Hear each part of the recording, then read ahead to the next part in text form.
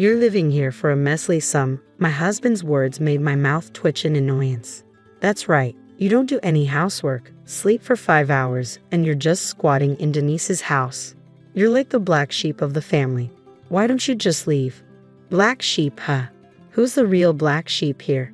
A subtle smile escaped my tightened lips at my mother-in-law's words. I just didn't care anymore. Is that so? Well, if you insist, I'll take my leave. That was the last time I saw my mother-in-law and husband. My name is Carlin Mavey. I'm 32 and work for a notable company in Boston. It's a pretty big firm. Work there earnestly for a decade, and you'll find yourself in a respectable position with a decent income. 2 years ago, I married Dennis, who works for a similar-sized company. We lived in a newly built house. To everyone around us, it must have seemed like smooth sailing. I met Dennis, who's a year older than me, through a friend's introduction. My first impression was that he seemed sincere. He often talked about his mother, and I liked that he valued family. We didn't have a fiery romantic start, but we kind of started dating and then kind of got married. Even after marriage, we had no children because we both needed to continue working. We lived in a house too big for just the two of us, enjoying the comfortable newlywed life.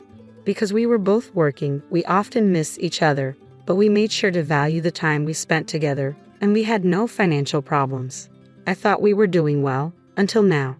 Unlike me, who had lived alone since starting college, Dennis lived with his parents until just before our marriage. Born and raised in Boston, both his college and current workplace were not far from his family home. I only knew his late father through photos. Dennis was still in high school when his father passed away. He probably didn't want to leave his mother alone. I met my mother-in-law for the first time at a dinner arranged for both families to meet. Dennis had told me his mother was about the same age as my own, but she looked much younger, a truly beautiful woman. Nice to meet you, Carlin. My son speaks so highly of you. Please take good care of him. My mother-in-law smiled warmly as she spoke. I couldn't sense any of the hardship she must have endured after losing her husband. Nice to meet you too, mother-in-law. I'm looking forward to becoming family, I replied, feeling relieved. I thought that this person and I might actually build a good family relationship together. Our home seemed to promise a fulfilling future, always filled with laughter and warmth. Both my parents and my mother-in-law were fully supportive of our marriage, and the preparations moved along surprisingly smoothly. We set the date for the wedding, and our house under construction was nearly complete. Before embarking on our married life, we made some decisions. We agreed we'd both work for a while, so we needed to pre-plan chores, taking care of mother-in-law and financial matters. Firstly, chores would be handled by whoever was available at the time. Regarding my mother-in-law, she was still healthy and had my father-in-law's inheritance, so she wouldn't struggle financially. We decided it would be best if we lived separately. Up to this point, all was good. But then came the issue of money. I thought splitting all expenses, including the mortgage, would be fair. Dennis had different ideas. He proposed that I handle the mortgage payments while he took care of other living expenses. This gave me pause. I had heard of couples splitting everything or pooling resources, but Dennis's suggestion was unusual. The monthly mortgage alone was $2,700. I had thought from the beginning that this was too heavy a burden. The 3-story house was too big, even if we were to have children, and the large property, mostly chosen by Dennis, seemed daunting to manage. Looking back, I realized I had already made several wrong choices, but I wasn't thinking clearly at the time. I didn't want any financial disagreements before marriage, so I convinced myself to agree with Dennis's proposal. In addition to the mortgage, there were other costs like groceries, utility bills, and taxes. I had no idea how much I would regret that decision later on. Every month, we put all our payments into a joint account in Dennis's name. This included the mortgage, living expenses, travel costs, and future savings. The monthly withdrawals were hefty, but we were both high earners to begin with. Given our busy work schedules and limited time off, the joint account should have been continually growing. Why isn't there as much money as I expected? I stumbled upon it by chance. I casually opened our savings book to see how much we had saved up, wondering if we had some major expenses. I couldn't recall anything significant. That left the possibility that Dennis might have spent on something, but he didn't mention anything during our last family meeting. We both had busy work schedules. I left before Dennis woke up, and he came home after I'd gone to bed, so we often didn't get to talk much even though we lived together. To break through this disconnect, we started having regular family meetings. We discussed big financial decisions like how to spend our savings and future travel plans. We just had a family meeting a few days ago. Seeing our savings dwindle without hearing anything about it at the meeting was odd. I couldn't believe what I was seeing, I thought, scanning through the latest transactions. I realized Dennis hadn't transferred his share of the living expenses for this month. I glanced at the calendar. It had been 3 days since payday. We were supposed to contribute our share by then. Maybe he just forgot. Dennis was coming home late today, so I decided to ask him gently tomorrow and then forgot all about it. 3 months later, I remembered. Come to think of it, I never actually checked. Did he make the transfer like he was supposed to? With that thought, I opened the drawer in our living room TV stand and pulled out the bank book for our joint account, which was under Dennis's name. I flipped through the pages and my eyes widened. What's going on here? The balance had decreased even more since last time. A growing sense of distrust filled me. I could hear my own heartbeat ringing in my ears. A sinking feeling crossed my mind, and with trembling fingers, I flipped the pages back. My worst fears were confirmed. You've got to be kidding me, I muttered. Household expenses hadn't been transferred for 3 months. Dennis didn't come home until late that night, and we missed each other the next morning. I couldn't confront him due to our conflicting schedules and my growing unease. Finally, I caught him on the weekend and declared that we were having an emergency family meeting. Dennis reluctantly sat on a living room sofa and looked at me, his face serious as if he knew I had discovered the truth. You know what this is about, don't you? As much as I wanted to explode in anger, I started the conversation as calmly as possible. Dennis nodded quietly. Why haven't the household expenses been paid for the last 3 months? The truth is, what Dennis told me was beyond anything I could have imagined. To cut to the chase, Dennis had quit his job without telling me. This all started 4 months ago. My coworker got promoted before me. Can you believe it? A guy less competent than me. The boss is clueless. The company is a mess. What's the point of staying at a place that can't even evaluate people properly? I was stunned. I couldn't find the words to respond. Sure, it's frustrating to be surpassed by a coworker. I get that, but we have a family and we just built our house. Shouldn't you secure another job before quitting? Isn't that just common sense? I thought he was a man of integrity. That's why I married him. I didn't recognize this man who spoke so rashly. So what's the plan? You were going to find another job, right?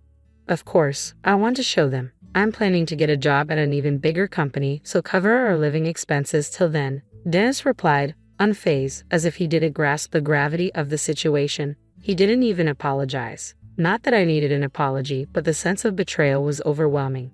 Everyone has times when they're unhappy at work and want to quit. I don't love my job every single day either. What hurt most was that he didn't even consult me first. So I agreed to cover the expenses, but only for a short time. Dennis seemed to be actively job hunting while I was at work. Initially, I thought it would be fine. There were job magazines on our living room table, and I figured he'd find something soon. But months passed, and I began to realize I had been too optimistic. A year went by, and Dennis still hadn't found a job. You've been supporting me for a year now. Can't you just keep doing it? You're the one with the stable income anyway, he said. I was already struggling with the mortgage, and the cost of living was piling up, making me work harder than ever before. I willingly took on overtime and even worked weekends. I barely had time to breathe, let alone handle chores. I was sleep-deprived and disoriented. I almost fainted on the train to work today. Dennis's offhand comment didn't sound like a joke to me, and even if it were, I couldn't take it that way. What was the point of our marriage? Of me working so hard? I began to lose sight of everything. I'm going out, I mumbled, knowing Dennis probably wouldn't hear me, and headed for the door. Today was another work day. I had to make money no matter what. Dragging my feet to work, I survived the day on willpower alone. I finally headed home more exhausted than when the day started. It was already past 10 p.m. and dark outside. I'm home, I called out as I pushed the door open. I noticed something unfamiliar in the entranceway. A pile of cardboard boxes. What's this? I wondered. They were too old and sloppily packed to be delivery boxes. Just then, the living room door opened, and Dennis appeared, his face covered in stubble. Oh, they're for my mom. She was having a hard time living alone, so we decided she should move in with us. What? I didn't hear anything about this, I said, my anger surging. Living together? What on earth was he talking about? Ever since he quit his job without telling me, I had no idea what he was thinking. I used to worry about his mother living alone, and I'd even thought we could have a good family relationship. But I didn't know then that my seemingly cheerful and pleasant mother-in-law would turn out to be a real piece of work. The same could be said for my husband, too. What are you talking about? She's my mother. Helping her is a given. Are you stupid or something? Dennis's tone was dismissive. At this point, my opinion didn't matter anymore. I had enough of understanding this throughout my married life. A few days later, my mother-in-law showed up with a big grin. She hugged Dennis at the front door and gave me a sarcastic smile. "Oh, Carlin, you're here. I heard you're always busy with work, so I assumed you wouldn't be around," she said. Her words, "You probably don't do much housework, do you?" cracked my already fragile heart even more. My malevolent mother-in-law and my unemployed husband Dennis had finally pushed me to my breaking point. I couldn't see any hope for the future. Life with my mother-in-law was harder than I had ever imagined. When I'd get home late from work, she'd snark, "What are you doing not taking care of the house? You're failing as a wife." Dennis, far from defending me, would add insult to injury. "I'm letting you live in my house, so at least do the housework." How easy it would have been to say, "You're not working, so why don't you do it?" But no, that would only lead to more insults and emotional wounds. I didn't even have the energy to argue back anymore. My mother-in-law would just loaf around the house all day, never doing any housework, as if it were the norm. Dennis had become so entitled to being taken care of that the job listing magazines had disappeared from our living room. The only thing I could do while dealing with these two burdens was to work relentlessly. I needed money to live, but more than that, being engrossed in my job allowed me to forget the harsh reality. People around me probably found it strange to see me more focused on work than I was before getting married, despite not being married for very long. Occasionally, I felt concerned glances my way, but I was grateful they didn't say anything. If someone showed me kindness now, I was afraid I wouldn't be able to go on. Long days of working late, catching the last train home, squeezing in just 5 hours of sleep, and then heading back to the office as soon as dawn broke had become my routine. At this point, weekdays and weekends didn't even matter, but I did plan on taking a half day off sometime this weekend. The fact that I had to use that precious half day for a family meeting to tell those two that we couldn't continue living like this, especially when my savings kept dwindling, almost broke me. I knew my mother-in-law was constantly ordering food delivery, but recently even Dennis had been joining in. They'd been indulging in steak and caviar during the day. What's worse, they'd even been taking trips together. For now, they were just day trips, but it could escalate to international travel. I used to put extra money into our joint account, but after realizing how much they were spending, I now only transferred just enough to cover the monthly withdrawals. In other words, if they kept up the spending, payments would start falling behind, leading to a worst-case scenario. So here we are, the three of us gathered in the living room over the weekend. The two of them, now shadows of their former friendly and genuine selves, are glaring at the papers I've spread out on the coffee table. "What's the meaning of this, Carlin? What are you trying to say with all this paperwork?" My mother-in-law squints up at me. "It's a breakdown of our income and expenses. We can't continue living like this. I told you I'll pay it back when I get a job. Just hold on a bit. And the mortgage is just a measly $2,700. I'm letting you live in my house, so don't make a fuss over such a measly sum." "My house? You're letting me live here?" Measly sum, words I can't ignore make my lips twitch. That's right, you're the black sheep here, sleeping 5 hours a day, not doing any housework, and living in Dennis's house. Why don't you just leave? Black sheep? Who's the real black sheep here? A laugh escapes my tightened lips at my mother-in-law's words. Everything suddenly becomes inconsequential, or maybe, just maybe, I finally realized that there was never any need to try so hard. All right, no more bending over backward, not for these people. I felt like a weight had lifted from my body and soul. Is that so? Well then, I'll take you up on that and leave. My voice echoed in the once quiet living room. I must be smiling more than I ever have before. Ha! What? Both of them looked stunned, their eyes glued to the coffee table. What I smoothly pulled off and placed on top of the papers was a bundle of divorce papers. Of course, they were already filled out and stamped by me.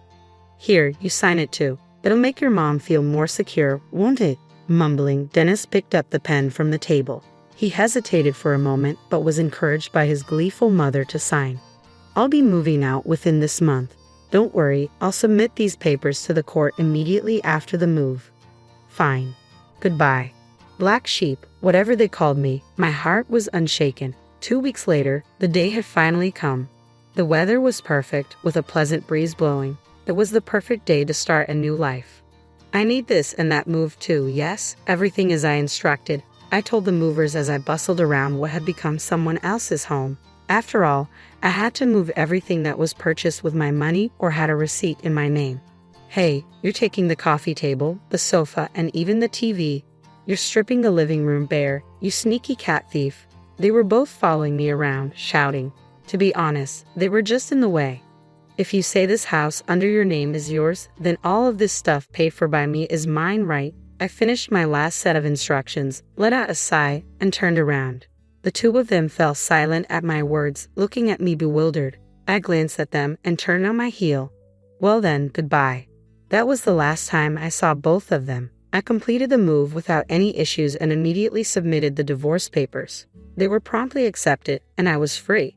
Not having to share mortgage payments or contribute to a joint account was a relief, and I was surprised at how much money I had left over. I never realized I was earning this much.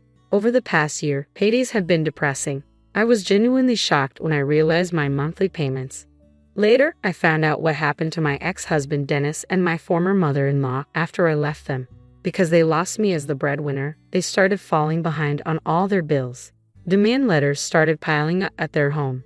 Dennis, ever so proud, ignored all of it. He didn't consult with the bank or the IRS. Eventually, they were faced with demands for a lump sum payment. Unable to pay, Dennis borrowed money from a loan shark to cover it. But that wasn't the end of their problems. Realizing he couldn't avoid repaying loan sharks, Dennis finally swallowed his pride and started doing manual labor at a low-paying job. Had it not been for his period of unemployment, he could have found a more decent job, but that's none of my business now. As for my mother-in-law, her pension wasn't enough to live on, so she started working a part-time job. She's now a cashier and has a reputation as a lady who can do her job right. Not surprising for someone who was ungrateful, never worked, and just ordered food delivery all the time. But again, that's none of my business. As for me, I'm enjoying my single life. My skin has improved, and even I can tell that my expression has softened. People tell me I smile more now and that I've become more attractive. I hardly do any overtime work and can fully relax on weekends. I even have time to enjoy my hobbies. My life is just like it was before marriage, but because my married life was so miserable, everything now feels incredibly wonderful. I've also been getting along well with a popular guy at work. He had been interested in me for a while but hesitated to approach me because I was married. Anyway, life is smooth sailing this time around, that's for sure. I am feeling great today. Our electricity bill suddenly shot up. Panicked, I called the power company. A worker arrived and, looking puzzled, asked, "Did you see this wire before?" Bob and I hurried over as the worker moved a potted plant aside for a better view. There, from our outdoor outlet, stretched a strange wire leading to my in-laws' house. "Do you recognize this wire?" The worker's question made Bob and me exchange knowing glances. "Hey Bob, could this be?" "Yeah, no doubt. This explains our crazy electric bill." Bob unplugs the wire quickly. Suddenly, a loud scream comes from my in-laws' place. "What?" "It's probably my mother-in-law." Then there's frantic muttering. The voice grows louder, and suddenly, my mother-in-law jumps out from the bushes. I'm Mary Johnson, a 32-year-old stay-at-home mom. I love trying out limited-time desserts as a hobby. I enjoy gathering dessert info from friends or doing research. My husband Bob, who's the same age as me, has always supported my hobbies. We've known each other since college, and I've always admired his kindness. I also have a deep fondness for my in-laws who raised such a wonderful man.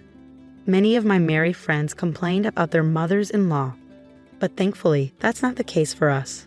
My mother-in-law and I share a love for desserts, and she's always happy when I bring her treats. My father-in-law, though quiet, always has a reassuring smile. They've always been kind to me, and I feel the same about them. They live about a 30-minute drive away. Not too close, not too far away, just the perfect distance. But sometimes I wonder if maybe we could live together, the four of us. It's not that I'm eager for it, but I think we might get along better than expected. I admire them enough to entertain such thoughts. However, life doesn't always go as smoothly as we hope. One day, I was shocked by the news from Bob. Your parents? It turns out my in-laws were moving into the empty house next door. I always assumed they owned their place, but it seems they were renting. Their house had aged, prompting them to consider moving. When they discovered the vacant house next to ours, they seized the opportunity. It's a sudden, close move. Anxiety immediately washed over me. So far, I've had a good relationship with my in-laws, but I worry about how this will change things. Living next door means we could see each other every day if we wanted to. I do like my in-laws, but truthfully, seeing them daily feels overwhelming. However, I can't just say that now. It's too late to back out. In fact, when we learned about the move, Bob gently suggested to his parents, maybe you shouldn't. But they brushed it off, insisting, we get along so well now. It'll be fine. I once thought we could even live together. I regret ever entertaining such optimistic thoughts. As my anxiety heightened, my in-laws moved in next door. We greeted them cautiously, and initially things seemed fine. We kept a respectful distance and set boundaries. But as they settled in, my mother-in-law began to overstep boundaries like never before. She started exhibiting all the don't do this behaviors you hear about. Dropping by unannounced became routine, and once inside, she acted like it was her own home. Not only that, it felt like they were monitoring our every move. Then, on the day my mother-in-law showed up uninvited and commented on our dinner, she said something unbelievable. Hey Mary, I've been thinking maybe you could stop locking the door. I was speechless. Can you imagine in this day and age? My mother-in-law suggesting we leave our door unlocked. Not locking it means anyone could walk in at any time, which is not only unsettling but clearly unsafe. Since my mother-in-law moved nearby, even the sound of the doorbell makes my heart race. Now there's a chance she could just stroll into our house without us even noticing. That's definitely not something I'm comfortable with. Given the current circumstances, I have to admit, the thought of leaving the door unlocked is unsettling. Trying to keep the mood light, I politely declined with a smile. However, she frowned and responded, Oh Mary, you're such a warrior. But don't worry, I'll ask our neighbors to keep an eye out for you. And remember, your father-in-law and I are nearby. We'll be dropping in often. I know her intentions are good, and I appreciate that. That's why I couldn't bring myself to tell her how overwhelming her frequent visits had become. But everyone has their limits. Last week, it felt like she was always at our doorstep. Having tea with my mother-in-law every day at our house naturally leads to some tensions. I've come to realize that maintaining a healthy relationship between a mother-in-law and daughter-in-law is all about finding the right balance. She'd leave random potted plants in our yard or plant flowers without asking, as if she had free rein. If it happened once in a while, I could overlook it, but it became a daily occurrence. Since the door incident, she's brought it up multiple times. I managed to deflect her by citing my strong security concerns as a wife. However, once that was settled, my mother-in-law started asking for a spare key. I knew I had to get Bob to reject her request. Giving her such a powerful item now was simply not an option. Despite my disagreements with her behavior, I didn't exactly dislike her. She could be intrusive, but I understood it came from good intentions. Instead, I felt more guilty about turning her down than anything else. But over time, those feelings began to shift. Whether it was me, her, or both of us changing, I couldn't say. However, I started to feel uneasy and annoyed by her remarks. It was a few months after she moved in. By then, it had become routine for her to visit after lunch. I once inquired about my father-in-law, and it seems he typically goes for walks or shopping alone. I suggested she join him, but she declined, saying, "Walking tires me out." Lately, she's become a typical mother-in-law. Before, when I made her tea, she'd just say thank you. But now there's always a comment like, "It's lukewarm," or "It's weak." Every time she speaks, it's either gossip or speaking ill of someone. Being around her brings me down. But I can't exactly push her away, so I just nod and force a smile. It's not a great situation, right? The grass keeps growing, and they never cut it. I've even thought about mowing it myself. Today, my mother-in-law was passionately discussing the neighbor's consistently neglected yard, so I was like, oh, when she suddenly stopped talking, I instinctively followed her gaze to the bookshelf. Did she find a book she liked? It'd be peaceful if we could just read together. Did you find a book you're interested in? As I was about to approach the bookshelf, she reached past it, grabbing something from the rack next to it. Susan, you shouldn't touch that. Upon seeing what she took, I quickly reached out, but she innocently opened it, then exclaimed with delight, "Oh my Mary dear, oh dear, did you overspend last month? Goodness, your electricity bill is twice as much as ours." What? My mother-in-law was looking at, as if she were reading a weekly magazine, was our household account book. "Stop, give it back." When I quickly took it away, my mother-in-law chuckled softly. "You really don't have to be so flustered. But Mary, it seems like you're not so good at saving money. Bob must feel bad having a wife who struggles with budgeting. You should try a bit harder, okay?" My face burned with embarrassment as my mother-in-law boldly opened the household account book, clearly labeled on both the front and back covers. I was incredulous. Regarding the desserts, I have a soft spot for limited edition treats too, so I understand the temptation. But if you can't save a dime, do you truly deserve to indulge in sweets? Adding to the frustration, my mother-in-law kept on nagging, criticizing our spending on food and a skyrocketing electricity bill. She even boasted about her own frugality. After her tirade, she seemed content and left.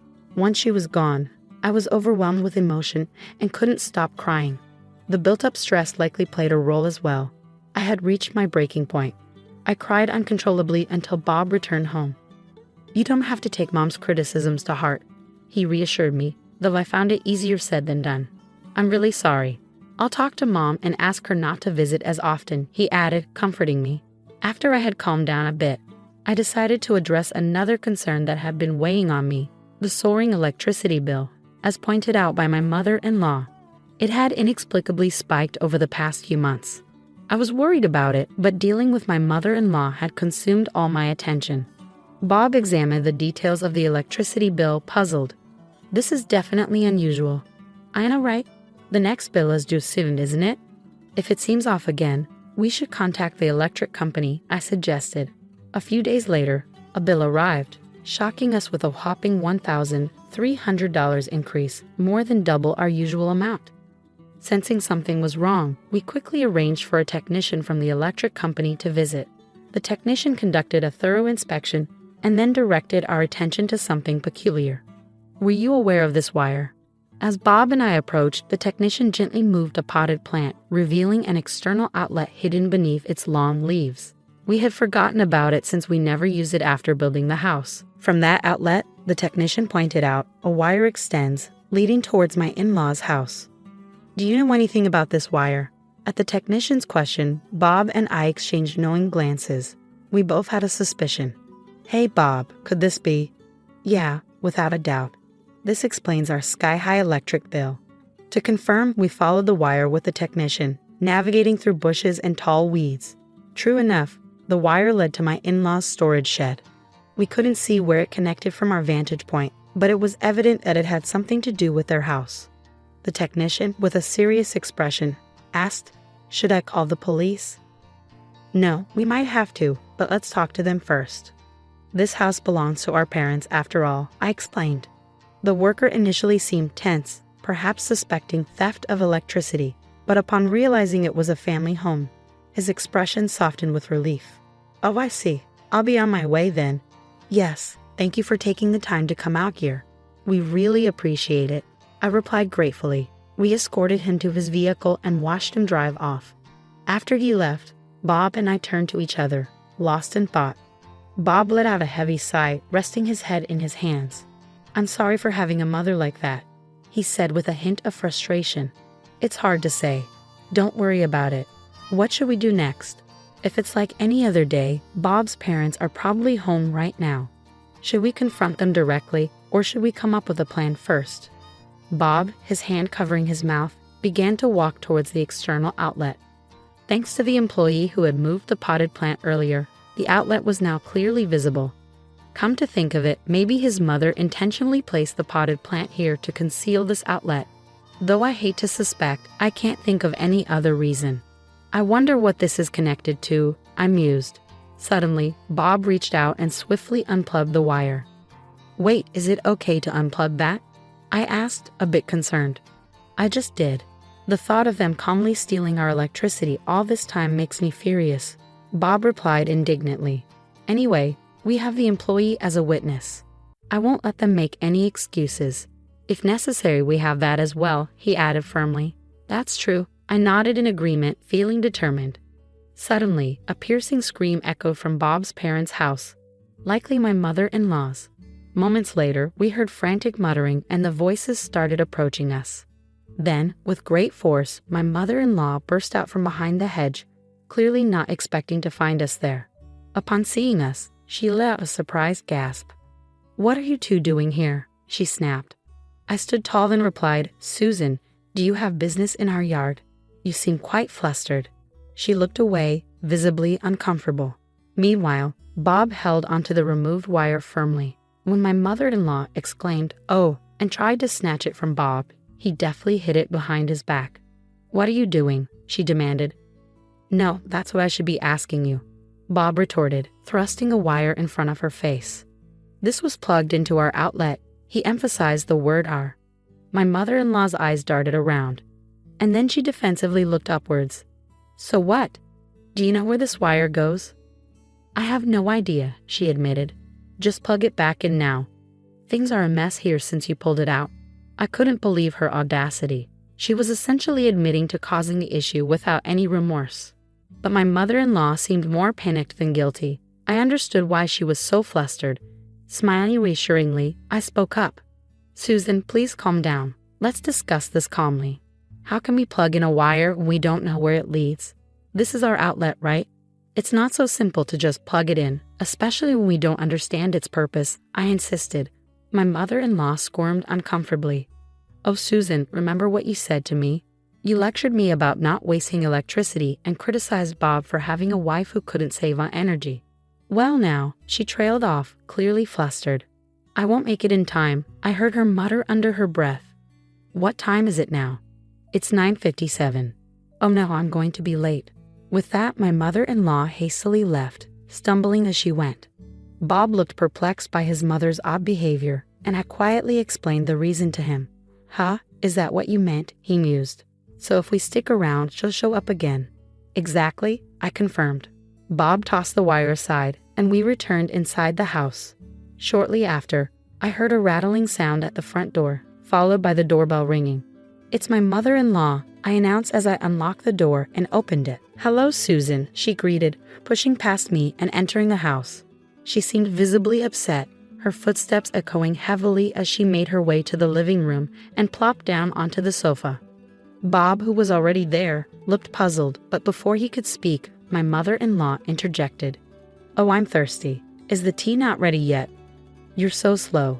It's common courtesy to act before being told, you know," she complained. "And another thing, why do you always lock the door? Everyone in the neighborhood thinks I have a standoffish daughter-in-law. There's nothing valuable in this house anyway. It's just pretentious and annoying," she continued to grumble. "Oh, it's hopeless." "I had enough," I declared, grabbing the half-empty plastic bottle nearby and slamming it down on the table in front of my stunned mother-in-law. She sat there, eyes wide with shock. "Here you go, Mary, your water. You said there's nothing worth stealing in this house." But unfortunately, there were deceitful and sneaky people out there, like those who steal electricity. I could see the panic in her eyes as I sat beside her. Despite being so close, she couldn't bring herself to meet my gaze, her face drained of color. "Mary, what's wrong?" "You seem different," I remarked. "Really, Susan? Even I have my limits. Did you think I was some sort of deity?" I tried to lighten the mood with humor, but she seemed as terrified as if she'd encountered a demon. Turning to Bob for help, she found him shaking his head. With her daughter-in-law transformed into something akin to a demon beside her, and Bob unwilling to aid her, my mother-in-law's next move was unsurprising. "I apologize. I just remembered an errand I need to attend to," she stammered, attempting to leave. "You're not going anywhere," I asserted, pushing her shoulder as she rose from the couch, causing her to sink back into the cushions. "Mary, I really must," she began, but I interrupted. "You were the one who claimed to be thirsty, weren't you? You made a fuss, and now you're saying you can't drink water. Quite hypocritical, don't you think?" Tears welled in her eyes as she reached for her bottle. But this time, Bob intervened. My mother-in-law seemed momentarily relieved, but she was still adamant about not letting me drink the remaining water. Now the real problem begins, I continued sternly. When did you start stealing our electricity? You often accuse me of theft, which is a terrible accusation. But the wire plugged into my outlet actually originates from your house, doesn't it?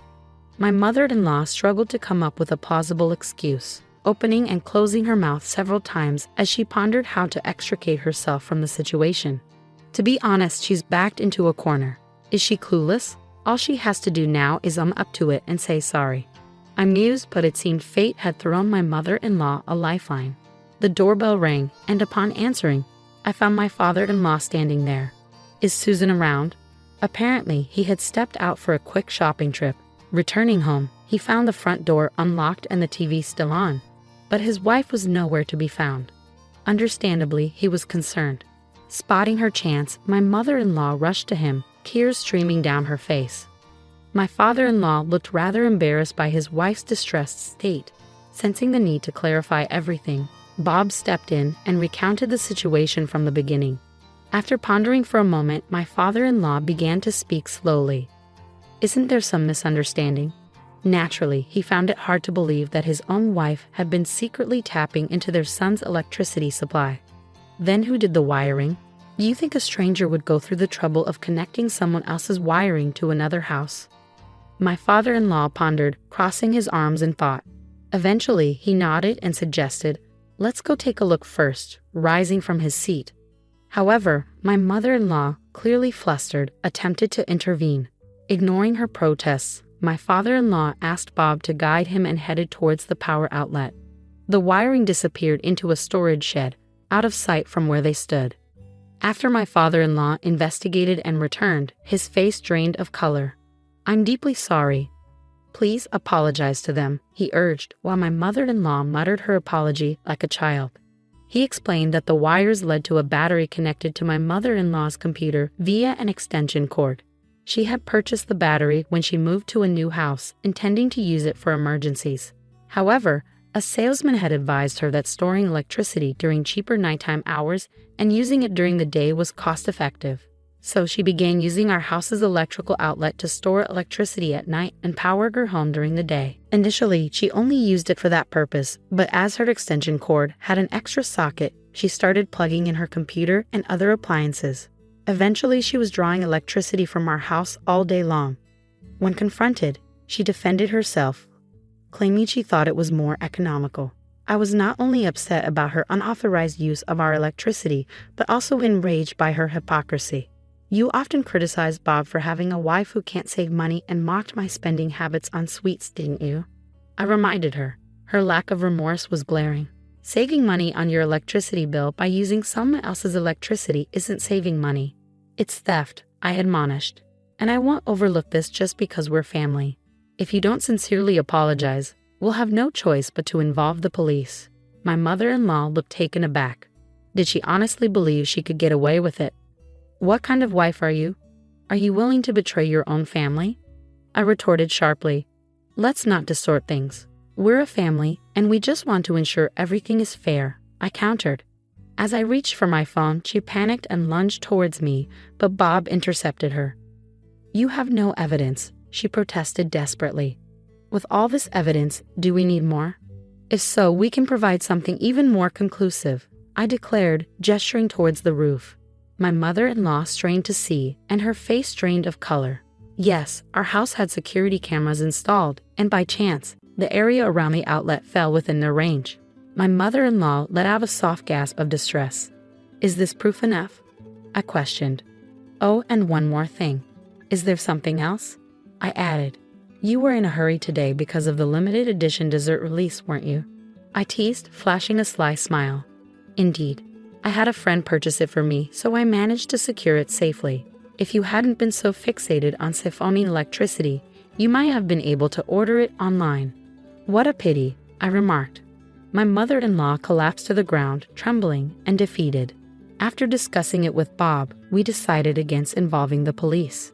While she had confessed and we had evidence, it seemed more trouble than it was worth. Plus, considering she was family, there was a chance it would be overlooked anyway. Instead, we agreed that my in-laws would cover the electricity they used and provide additional compensation for the inconvenience caused. Despite the inevitable awkwardness of living in close proximity, it was a necessary step for my peace of mind. As tensions rose, our interactions with my in-laws dwindled. Then we received unexpected news. They decided to move back to their previous house. Rumors about electricity theft, particularly involving my mother-in-law, had spread, deeply upsetting her. She tearfully expressed her desire to return to their old home. Surprisingly, I discovered that my mother-in-law didn't have the strong relationships with her neighbors that I had assumed. Instead, she was treated delicately, like a fragile object. After covering the compensation and moving costs, my in-laws found themselves financially strained. However, we made it clear that we wouldn't be offering any financial assistance. It's up to them to adjust their spending habits and manage on their own. With my mother-in-law gone, I've been enjoying life to the fullest each day. Our electric bill has significantly decreased, and now I'm contemplating which dessert to indulge in next. A wife works like a maid for her husband. If she doesn't listen to him, they might get divorced. I'm really mad, I told someone. My husband Tom took my special credit card and spent lots of money without asking me. He knew I was busy with work. They're on a vacation overseas. I feel really disrespected. I didn't answer Tom's phone call. Instead, I started planning how to get back at him. I'm Holly Smith. I used to be a famous actress in the USA. People all over the world love me, and I even made it big in Hollywood. I was famous for many years.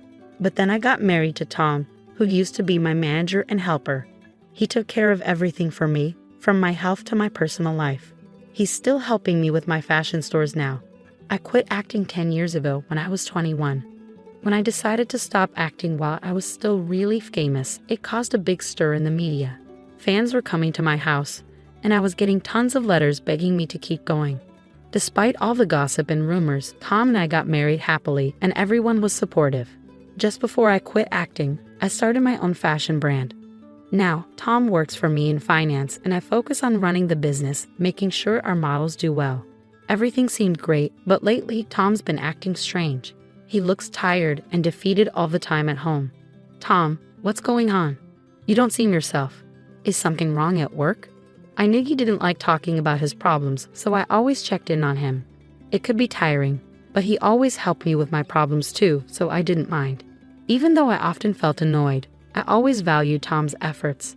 You know, I'm tired of always being in the background, doing what you want, he suddenly said, surprising me. What's going on? You've never said anything like this before. I responded. Tom would sometimes vent his frustrations at me, but it was because he was stressed from work. He acted tough at his job, so maybe he had nowhere else to let off steam. I remembered how I used to snap at him when I was an actress, so I could empathize with how he felt. Still, his words caught me off guard, and I felt my voice trembling as I replied. I've been holding back. You're always busy, and I'm just here supporting you. Even though Tom earned more than most people, he was still just an employee in our company. I made more money, but I never thought it mattered who earned more in a marriage. His words surprised me. Even when you're home, you're always focused on work and hardly pay attention to me.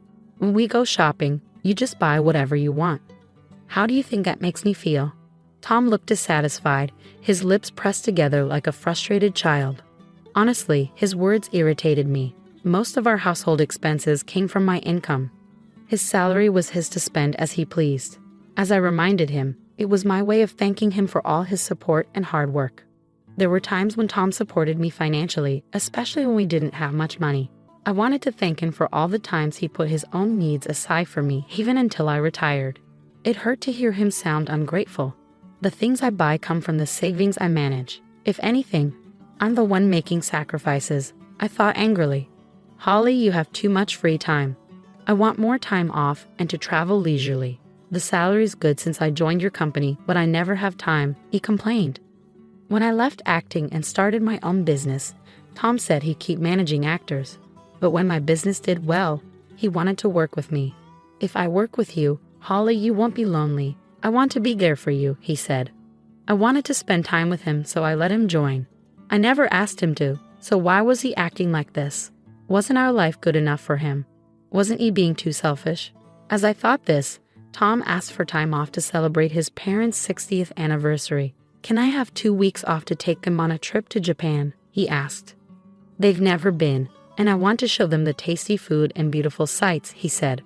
I braced myself for his response, but his request surprised me, leaving me feeling uneasy. 2 weeks off seemed like a simple request he could easily make it work without causing any trouble. Our company was fair, and taking time off wasn't usually a problem. Yet here he was, making a big deal about it and negotiating directly with me. Something felt off, but I couldn't pinpoint what. I tried to push aside my irritation and replied calmly, I'm fine with that, but it won't work this year. I have important events lined up, like a fashion show, and preparing for the Paris collection. Maybe we can plan it for next year when my schedule is more flexible. I want to be there for my in-laws celebration, but work is really busy this year. I suggested a different date, but Tom refused with a smile. It's okay, we'll celebrate with my family. I just want some quality family time, he said. His words stung, suggesting that I was a burden. So, what do you think? Don't I deserve some time off too? Tom often spoke without thinking, and while it was one of his flaws, I accepted him as my partner, flaws and all. But I couldn't ignore how his words hurt me, even if he didn't mean it. Why does he talk to me like this? Doesn't he care about me? As I pondered, Tom interrupted, Hey Holly, are you listening to me? I owe a lot to Tom's parents. Even though I couldn't visit them often because of work, Tom's parents always treated me like their own daughter and praised my work. We're so lucky to have such a wonderful daughter, his mother said when I married into the family, and his father celebrated our marriage with joy. It was their 60th anniversary celebration, and I understood their desire to celebrate it this year. But how could I agree happily after being spoken to like that? It doesn't matter to me, take 1 week or 2, do as you like. I couldn't hide my anger and let it show. This seemed to upset Tom. He got up, visibly upset, and left the room without a word. We had been sleeping in separate bedrooms due to work, and from that day until his trip, we didn't see each other at all. Is that really true? Isn't your husband being too harsh? My secretary, noticing my unusual behavior the day Tom left for his trip, pressed me for details. She's an exceptional talent and has been supporting me since I started managing the company. As women, we often see eye to eye, and sometimes she's even more reliable than my husband. She's quick-witted yet caring, always there to support me when I'm down or about to make a mistake. I cherish her like family. She admires me like a real sister, and I often confide in her. Her honest and mature advice, beyond her years, is always valuable. And this time too, she noticed something was off about me and kindly showed concern. I hesitated at first about opening up, but realized keeping it in could affect my work. I decided to tell her everything that happened up to today. She furrowed her brow in anger. If I were you, I'd have given him a piece of my mind. You've been too soft on your husband, boss. I get that you love him, but you can't let him walk all over you. Her blunt advice, making me wonder who's older, hit me hard. In an environment where everyone tends to hold back from telling me things, she's the only one who treats me as an equal. I really appreciate her directness and the ease we have in our conversations. Being in a higher position often requires humility and restraint, so having someone who can speak honestly with me like she does is incredibly valuable. You're right. What should I do? I asked. Can't you call him? Why not talk after work today? Don't worry about ruining his trip. If things keep going like this, you might end up getting divorced. She urged me, sounding like an older sister, leaving me with no choice but to agree. As she suggested, I plan to call him right after work. He's in Japan, so there's a significant time difference of about 15 hours from the US. For example, if it's 5:00 p.m. here, it's 8:00 a.m. there, which should be around breakfast time. I had sent him an email earlier to let him know I needed to talk, so he should be expecting my call. I tried calling, hoping he would answer, but there was no response. Maybe he's still busy with everyone. I'll try again later. Despite calling every 30 minutes, there was still no answer. Worried, I decided to contact my mother-in-law to check on him. Hello, Holly, you must be tired. I'm sorry we went on this trip without you. We wanted you to come, but Tom insisted otherwise, she said. I knew Tom's mother used to be strict, but now she's much more caring and always worries about my busy schedule. It's okay. We're swamped at the company this year, so I couldn't make it. I'll make it up to you next year, all right? I assured her. "Oh, don't worry about it. Just having this wonderful trip as a gift from you is more than enough for us." Her kind words surprised me. "Wait, a gift?" I asked, confused. She seemed surprised by my question, and then explained that Tom told them the trip was paid for by me since I couldn't join. I was shocked to hear this news. "What?" I exclaimed over the phone. My mother-in-law realized I didn't know anything about it from my reaction and quickly clarified, "Isn't this the trip wholly arranged? Tom paid for everything with Holly's card, so I thought it was from you." The trip included Tom's parents and his sister's family, 5 people in total. The flight alone cost about $1,000 per person minimum, not to mention other expenses, easily exceeding $10,000. It was outrageous to spend such a large amount without consulting me, especially since I usually cover living expenses. Tom doesn't gamble or smoke, so his salary should be intact. He definitely earns enough to afford such expenses, yet he didn't. With him not answering my calls, my anger started to boil. My mother-in-law noticed my distress and spoke with concern. "Holly, are you all right? We'll reimburse every cent." Tom insisted on covering everything, which seemed strange to us. "My husband and I decided we'll repay you later. We miss you and plan to visit soon. This trip might have been a mistake." With these words, my mother-in-law tried to reassure me.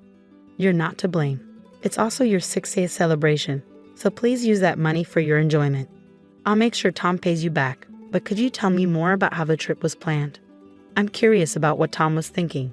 It dawned on me that this trip must have been meticulously planned months ago, and Tom was using me without my knowledge. In that moment, suspicions about him started to creep in. Then my mother-in-law shared a shocking revelation. The trip was actually suggested by Tom's sister and her husband. To my surprise, it was Tom's sister and her husband, who had always criticized me, who initiated the trip. Tom's brother-in-law, an executive at my rival company, he looked down on me for being a female CEO because of his pride. Tom never stood up to his sister.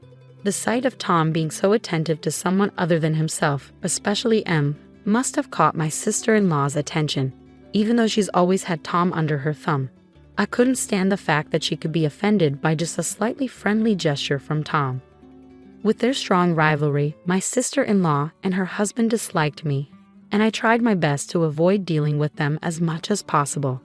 The couple, always competitive and disliking me, planned this trip, possibly convincing Tom to pick a fight and exclude me.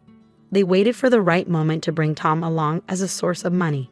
"I'm sorry, I didn't know anything. Tom told me you were busy and asked us not to contact you directly. If my unsuspecting in-laws and I were to communicate, it would reveal the plan, potentially causing problems in our marriage. To prevent this, Tom had to restrict his parents' actions in advance." For my in-laws, who didn't understand how busy I was, Tom's advice was final. They decided to follow his instructions and express their gratitude when they returned. "Holly, did you give Tom a card or something?" "He was paying with a black card I've never seen before," my father-in-law asked, sounding hurried as if he had been eavesdropping. He brought up something that had been on my mind the moment he mentioned a black card. I checked my safe. The black card he referred to was the company's crucial black card, accessible only by Tom and me, who knew the safe's password. I never imagined Tom would stoop to embezzlement, but the card that should have been there was missing. With Tom overseeing finance, it was easy for him to manipulate records and misuse company funds. When I realized this, my anger reached its peak, and I shared the story with my in-laws. They must have been shocked. My mother-in-law turned pale and panicked, saying, "What should we do? Are we involved in this embezzlement? We'll return with Tom immediately. We're just as guilty as he is, even if unknowingly. We'll face the consequences once we're back," my father-in-law, a man of strong responsibility, said. I shook my head, rejecting his words. This was all orchestrated by Tom's sister's family and Tom himself. My in-laws are not to blame. They were just manipulated by Tom. They're not at fault, but I can't let them off the hook. We don't need punishment, but could you help me with something? I've turned a blind eye to Tom's actions until now, and that's my fault. He's taking advantage of me, thinking he can get away with just an apology. This isn't just a marital issue, it's a company issue. We need to teach him a lesson.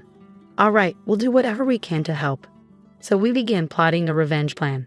I was surprised by my own cunning, but my love for Tom had died. Now only hatred and anger surged through me. Initially, my in-laws were hesitant about this drastic plan, but they also felt responsible for Tom as his parents, and eventually they resolved to support me. As parents, they agreed to be my allies. Amidst this discussion, Tom unexpectedly called. I ended the call with my in-laws and answered Tom's.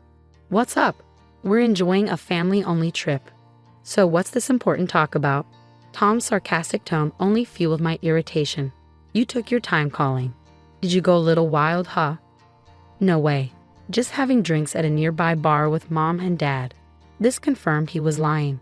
I had just spoken to his parents, and there was no noise of a bar in the background. Besides, they had no reason to lie to me. His words erased all the time and trust we had built, and my feelings for him cooled entirely. "Oh, really? By the way, Tom, you haven't been tampering with the company's expenses, have you?" His demeanor instantly changed at my unexpected question. "What's that all about?" His usually lighthearted tone turned dead serious. Was this his true nature? Seeing his attitude shift as if he now saw me as an enemy, I faced him with equal firmness. "Just checking, since there will be an audit at the company soon. Are you suspecting me?" His defensive reaction betrayed his guilt. I couldn't help but chuckle at his feeble response. "What's the matter? I was just asking. And now you're talking about suspicion. Have you done something wrong?" "No, anyway, the house better not be a mess when I get back, okay?" Realizing he was only making himself look more suspicious, he quickly changed the subject. His actions only served to raise more suspicion. I almost found his foolishness impressive. "Who knows? I've been busy with work too. Cut me some slack. I hate returning to a dirty house full of bugs. They say a wife is her husband's maid. Disobey and it's divorce. Even our executive says that to his wife. Looks like I might have to do the same, huh? You wouldn't want that, so keep the house clean." I had never seen him get along with the executive. His current words were likely his own thoughts, but aware of his weaker position, he used the third person to express them. His pitiful attempt made me sigh. "Sure, I'll keep that in mind." There was no need for further conversation. Tom clearly looked down on me, even resorting to embezzling company funds. Embezzlement is a serious crime, and I could report him to the police. No mercy, even for a spouse. But that alone wouldn't satisfy me. After ending the call with Tom, I immediately made a certain phone call. The next day, while busy preparing for the fashion show, I was bombarded with calls. Of course, it was Tom. I noticed his calls late at night while I was out for a reason, accompanied by my secretary. Luckily, she was driving, so I answered Tom's call. "You're late. What have you been doing?" His voice was more agitated than I'd ever heard, surprising both my secretary and me, who were listening on speaker. "What do you mean?" "I was working." "Did you do something yesterday?" "Do something like what?" "Don't play dumb. Tell me the truth. What did you do?" Tom was in complete panic, and in the background, I could hear several Japanese men confronting him, along with my sister-in-law and her husband. "Sounds noisy. Is everything okay?" "No, it's just..." Tom, who had been blustering, suddenly began to stammer. He realized that admitting anything would put him in a very disadvantageous position. His odd behavior prompted me to reveal what I had done the day before, as it was time to make him taste despair. "Too bad, Tom. You were supposed to be having a blast in Japan. But it seems your dream turned into a nightmare overnight. Huh? But it's what you deserve for misusing someone else's money. You did something, didn't you?" As he reacted strangely, I disclosed my actions from the previous day. I reached out to the president of the credit card company I had a long-standing relationship with, even though it was after hours. He agreed to assist me immediately. He promptly suspended the company's credit card. When a credit card is misused, the company isn't obligated to pay the store, leaving the store at a loss.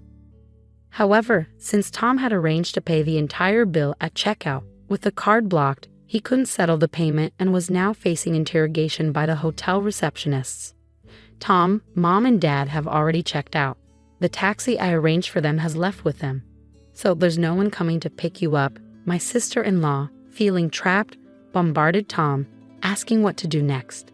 Hearing this, Tom panicked even more and directed his anger at me. "How could you do this and think it's okay? Are you ready for a divorce?" "Fine. I'd rather not be married to someone who embezzles company funds. I've already spoken to a lawyer, and we're proceeding with divorce proceedings." "What?"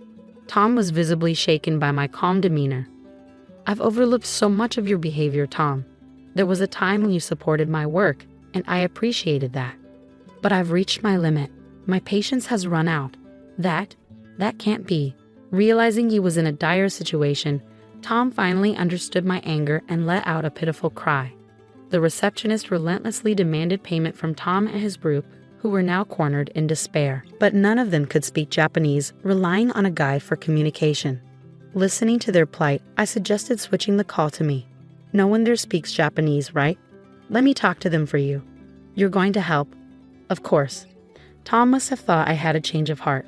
Realizing his mistake, without hesitation, he handed his phone to them. I explained the situation to the receptionist in Japanese, and they quickly understood, seeming quite cooperative. To alleviate their concerns, I also provided them with my contact information, which my secretary noted down. They happily agreed to my proposal. After a brief conversation, they returned the phone to Tom. What happened? Did you sort it out? Yes, I've taken care of it. Now it's up to you guys. Really? You're a lifesaver, Holly. I love you. He then hurried off, apparently called by the receptionists. Clueless, Tom ended the call and followed them. Are you sure about this? It probably won't end well. Exactly. It's perfect for them to experience some hardship. An hour later, as expected, I received a barrage of calls from Tom again. When I answered, Tom's voice was filled with pitiful anguish.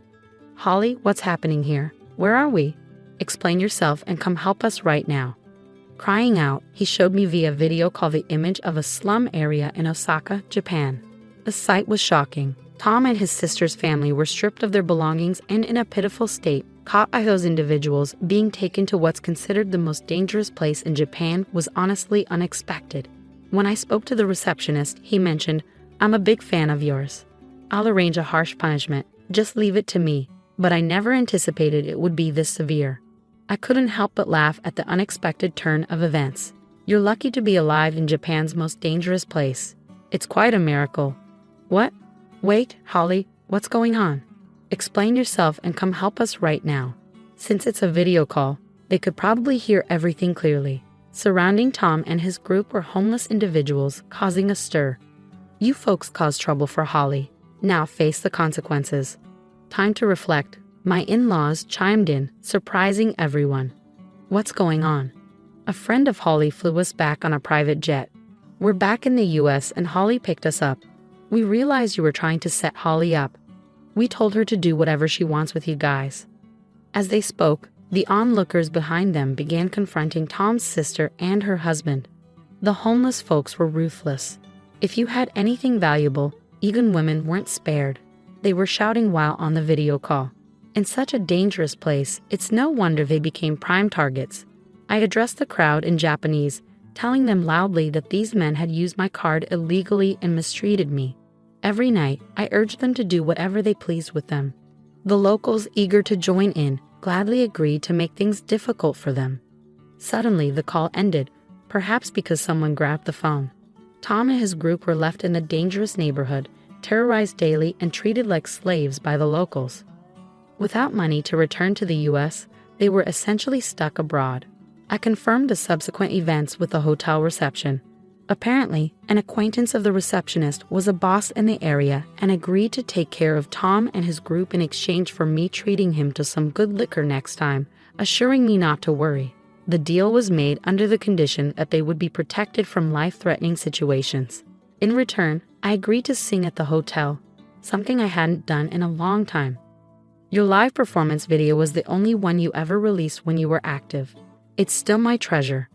As a token of thanks, come stay at our hotel and sing for us. I'll make sure you're treated like a VIP. With the help of the men from the hotel, I successfully got revenge on Tom and his group. I also managed to divorce Tom. I felt rejuvenated and have been enjoying life with my in-laws. Tom's sister and her husband were fired for unexcused absences from work. Their phones were taken by the locals, leaving them without a means to contact anyone. My in-laws explained the situation well, so it didn't become a police matter, and no one seemed to care about them. Thus, my ties with Tom were completely severed. Since then, I've been focusing on work and living a happy life. Occasionally, I check on Tom and his group through the receptionist. They're still enduring harsh conditions, but I don't feel any sympathy for them. I asked for their lives to be spared, and now I'm